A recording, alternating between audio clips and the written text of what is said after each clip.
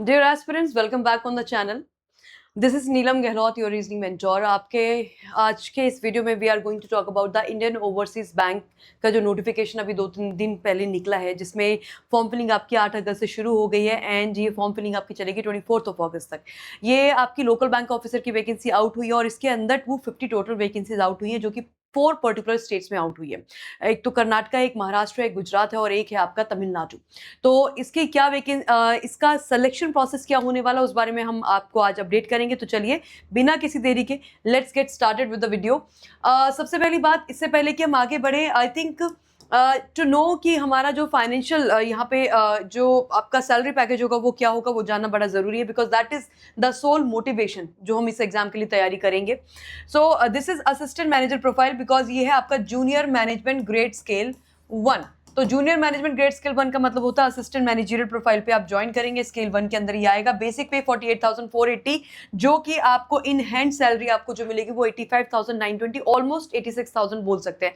Apart from the salary हमें DA मिलेगा, हमें एचआरए मिलेगा, सीसीए मिलेगा। दैट मीन्स सैलरी कॉम्पोनेंट जो है वो ऑलमोस्ट आपका सेव होगा, क्योंकि आपको एचआरए भी मिल रहा है, डीए भी मिल रहा है और सीसीए, इस तरीके की सभी चीजें मिलेंगी। ऑल्सो इसके अलावा भी जो पॉलिसी इंप्लीमेंट होगा, ये जो आपका आईओबी इंडियन ओवरसीज बैंक है, ये एक पब्लिक सेक्टर अंडरटेकिंग है। तो जो भी इसमें चीजें इंप्लीमेंट होंगी टाइम टू टाइम, वो सारी चीजें आप लोगों को यहाँ पे एज अलाउंसेस परक्यूजिट्स मिलेंगे। आगे बढ़ते हैं, कट ऑफ डेट्स देख लेते हैं इसकी। इसका फॉर्म फिलिंग जो है वो 8 अगस्त से शुरू हो गया। Last date of form filling जो है वो 24 अगस्त है। So if you fill look at the eligibility criteria, अगर आप वो फुलफिल करते हैं तो आपको फॉर्म फिल कर देना चाहिए। अभी 2-4 दिन का टाइम ले लीजिए, अच्छे से समझ लीजिए चीज़ों को, और उसके बाद आप फॉर्म फिल कर सकते हैं। प्रीलिम्स की अभी एग्जाम डेट इन्होंने रिलीज नहीं की है, which is a good sign. मैं बोलूँगी कि ये जो है ये एक पॉजिटिव चीज़ है कि अभी हमारे पास एग्जाम डेट नहीं है, so that you can prepare well. इसमें आराम से आपको 1.5 से 2 महीने का वक्त मिल जाएगा।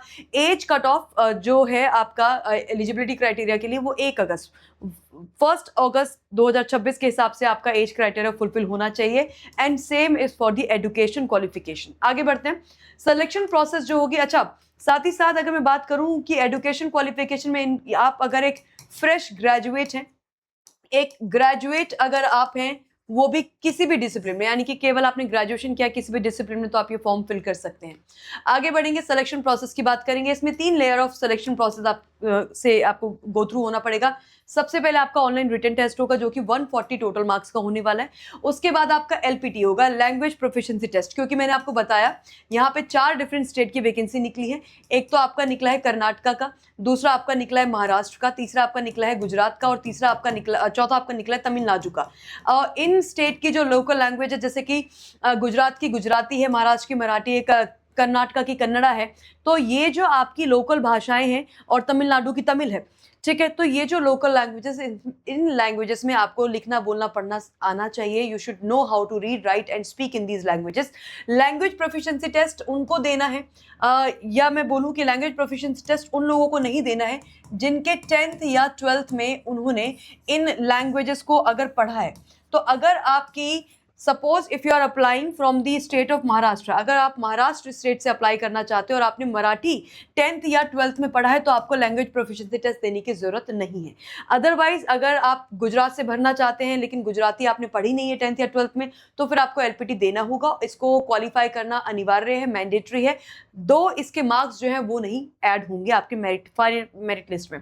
उसके बाद तीसरा लेयर है आपका पर्सनल इंटरव्यू का, जिसमें कि आपको 100 मार्क्स हैं, और इसको भी आपको क्वालिफाई करना मैंडेटरी है। आगे बढ़ते हैं, ऑनलाइन एग्जामिनेशन को देख लेते हैं। ऑनलाइन एग्जामिनेशन इसका काफी सिमिलर है पीएनबी एलबीयू का जो नोटिफिकेशन आउट हुआ था उसके जैसा। तो सबसे पहला कंपोनेंट है इसमें reasoning and computer aptitude. This means इसमें जो आपका पोर्शन आएगा वो कोडेड रीजनिंग वाला पोर्शन, आपको मेजॉरिटी कोडेड रीजनिंग आपको दिखाई देगी। 30 क्वेश्चन है, 60 मार्क्स के हैं, बाइलिंगुअल होगा पेपर। इसके लिए 60 मिनट्स का टाइम मिला है। तो 30 क्वेश्चन को सॉल्व करने के लिए 60 मिनट्स का टाइम मिला है। Time I think this is, ये मैं बहुत टाइम बाद ऐसा देख रही हूँ कि हमारे पास नंबर ऑफ क्वेश्चन कम है लेकिन टाइम हमें ज्यादा मिल रहा है। जनरली आप देखते हैं कि बैंकिंग एग्जामिनेशन में टाइम नेक टू नेक मिलता है, 30 क्वेश्चन पे 30 मिनट्स का टाइम, या 25 क्वेश्चन पे 20 मिनट्स का टाइम मिला करता है। तो ये एक अच्छा पॉजिटिव साइन है। Again, general slash economy slash banking awareness के लिए आपके पास 40 क्वेश्चंस हैं, और 40 क्वेश्चन 40 मार्क्स के हैं, और इसके लिए 30 मिनट्स का टाइम मिला है, क्योंकि यहाँ पे आपको क्वेश्चन को आपको रीड करना है, या तो आपको आंसर आता है या नहीं आता है। 5 ऑप्शन में से आपको एक आंसर मार्क करना होगा, सॉल्व करने जैसा कुछ नहीं है। तो यहाँ पे जो टाइमिंग है वो ठीक टाइमिंग है, कोई प्रॉब्लम नहीं है। डेटा एनालिसिस एंड इंटरप्रिटेशन ये क्वांट का हिस्सा है और यहाँ पे 30 क्वेश्चन 60 मार्क्स, इसका और इसका वेटेज जो है वो आपका डबल है और इसके लिए टाइम भी आपको डबल मिल रहा है। अगेन सॉल्व करने वाला कॉम्पोनेंट है तो यहाँ पे टाइम ठीक अच्छे से दिया है इन्होंने। इंग्लिश लैंग्वेज की बात करें 40 क्वेश्चन है, 40 मार्क्स है और 30 मिनट्स का टाइम है। अगेन आपको सॉल्व नहीं करना है, you only have to answer as per the options. तो ठीक है, टाइमिंग का बहुत प्रॉब्लम यहाँ पे बिल्कुल नहीं है। 140 टोटल मार्क्स होंगे जिसमें 200 मार्क्स का ये होगा, 1/4 नेगेटिव मार्किंग होगी। यहाँ पे ध्यान रखने वाली बात ये है कि जब आपका वेटेज बढ़ जाता है, मैं इसकी बात कर रही हूँ और मैं इसकी बात कर रही हूँ, क्योंकि यहाँ पे वेटेज बढ़ा है तो जो आपकी नेगेटिव मार्किंग होगी वो यहाँ पे -0.5 हो जाएगी, यहाँ पे भी -0.5 हो जाएगी, एज सिंपल एज दैट। क्योंकि 2 मार्क्स का 1/4 होगा तो उससे आपकी जो नेगेटिव मार्किंग वो भी इम्पैक्ट होगी। तो यहाँ पे थोड़ा सा आपको ज्यादा प्रैक्टिस करने की जरूरत है सो दैट आप नेगेटिव ना करें। Then moving on, qualifying marks जो है वो आपके यहाँ पे 2-3 चीजें हैं जो आपको समझना जरूरी है। यहाँ पे कोई भी सेक्शनल क्वालिफाइंग मार्क्स आपको नहीं गेन करने। सपोज आपका जो है इंग्लिश पे उतना कमांड नहीं है बट आपके बाकी 3 सब्जेक्ट पे बढ़िया कमांड है, तो आप बाकी 3 सब्जेक्ट से अपने आप को मेरिट में लेकर आ सकते हैं। जरूरी नहीं है कि आपको इंग्लिश में भी कुछ बेयर मिनिमम नंबर लेकर आने, which is a good thing. तो नो सेक्शनल कट ऑफ, कोई सेक्शनल कट ऑफ नहीं, लेकिन आपको aggregate qualifying marks, that means आपका पेपर क्वालिफाइड तब माना जाएगा ओवरऑल 140 क्वेश्चन या जो कि आपके टोटल 200 मार्क्स के हैं। तो 200 मार्क्स में से आप 30% रिजर्व कैटेगरीज को लाना पड़ेगा और 35% अनरिजर्व कैटेगरी को लाना पड़ेगा, तब जाके ये क्वालिफाइड माना जाएगा। This is only to qualify the examination. Qualify करने का मतलब ये नहीं है कि आप मेरिट में भी आ जाएंगे। मेरिट में आने के लिए आपको थोड़ा हाई स्कोर करना पड़ेगा। मेरिट में आने के लिए आपको थोड़ा हाई स्कोर करना पड़ेगा बिकॉज 250 वैकेंसी है तो competition is going to be tough. तो आपको थोड़ा सा उस तरीके से सोचना होगा कि जस्ट 30% लाने का मतलब ये नहीं कि सिलेक्शन हो जाएगा। 30% या 35% लाने का मतलब होगा that you are qualifying the examination, but merit में आने के लिए you will have to score a little high. Moving on, interview आपका 100 मार्क्स का होने वाला है जिसमें कि 45 मार्क्स यानी कि 45% जो है वो रिजर्व कैटेगरीज को कम से कम सिक्योर करना है so that you qualify the interview, and 50 marks minimum जो है वो अनरिजर्व कैंडिडेट्स को सिक्योर करना है so that you qualify the interview. Again this is only for the qualifying purpose. Obvious सी बात है कि अगर आप ज्यादा स्कोर कर पाएंगे यहाँ पे 100 में से तो वो आप ही के लिए बेटर है, क्योंकि ये जो मार्क्स है ये काउंट होंगे आपके फाइनल मेरिट में। मूविंग फर्दर, फाइनल सिलेक्शन जो होने वाला है वो होने वाला है आपके कंबाइंड स्कोर पर, किसके, ऑनलाइन रिटन टेस्ट के और पर्सनल इंटरव्यू जो आपका होने वाला उस पर आपका ये फाइनल जो एक कट ऑफ निकाली जाएगी, फाइनल मेरिट लिस्ट तैयार की जाएगी, एज पर दैट आप इसमें सेलेक्ट किए जाएंगे। बट यहाँ पे एक वेटेज रेशियो इन्होंने लिया है। ऑनलाइन रिटन टेस्ट का जो आपका 200 मार्क्स का है उसका इन्होंने 80% वेटेज लेने वाले हैं ये, और जो हमारा इंटरव्यू होगा जो कि 100 मार्क्स का होगा उसका ये 20% वेटेज लेने वाले हैं। तो this is going to be a quite game changer. तो आपको जो सबसे ज़्यादा मेहनत करनी है वो आपको अपने ऑनलाइन रिटन टेस्ट में करनी है, बिकॉज इसका आपका 80% ऑफ द वेटेज लिया जाएगा। तो यू हैव टू अंडरस्टैंड कि क्या क्राइटेरिया यहाँ पे होने वाला है। सो लास्ट में 2-3 चीज़ें हैं कि आपका जो भी कम्युनिकेशन होगा वो आपके इनके ऑफिशियल वेबसाइट पर ही होने वाला है, विच इज www.iob.bank.in। तो जितना भी कम्युनिकेशन होगा आगे जाके आपके एडमिट कार्ड होंगे, any kind of information the bank is supposed to communicate to you guys, तो वो सारा का सारा आपके ऑफिशियल वेबसाइट पे होगा। तो you have to keep visiting the official website after filling up the form. इसके साथ साथ इसमें आपका प्रोबेशन पीरियड होने वाला है 2 साल का, तो 2 years of probation period will be there, इसका ध्यान रखिएगा। At last I will say कि yes the vacancies are less, ये केवल 4 पर्टिकुलर स्टेट्स के लिए निकाली गई हैं, and if you belong to this state, अगर आप इन स्टेट से बिलोंग करते हैं तो आप फॉर्म को फिल करेंगे। अपना ये मौका बिल्कुल अपने हाथ से मत जाने दीजिएगा। बट अगर आप इस स्टेट से बिलोंग नहीं करते बट आप फॉर्म भरना चाहते हैं तो क्या आप भर सकते हैं? यस।